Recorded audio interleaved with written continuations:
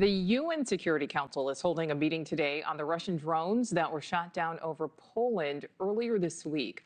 Debris from the nearly 20 drones found in several places, both close to the border and also dozens of miles away. Those drones were taken down by NATO forces. Correspondent Robert Sherman is live for us in Kyiv. Robert, what do we know about this meeting?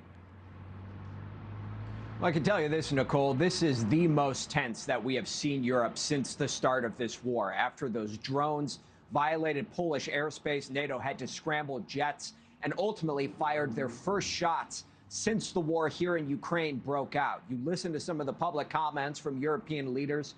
There are deep concerns that the war here could expand. President Trump was asked about this today, and this is what he said. I'm not going to defend anybody, but the Poland's, they were actually knocked down and they fell into an area. But he shouldn't be close to Poland anyway. So has your patience run out with Putin? Yeah, it's sort of running out and running out fast. Poland is not taking any of this like it's an accident, with the prime minister writing today, "We would also wish that the drone attack on Poland was a mistake, but it wasn't, and we know it." NATO is taking all of this very seriously. There are concerns here as Poland has shut down its border with Belarus as Russia conducts drills over in that country there. That's being done as a precaution. But you're also having these conversations in NATO right now about bolstering air defense systems in Eastern Europe for fear that something like this could happen again. Nicole? So, Robert, what is Ukraine pushing for in the wake of this incursion?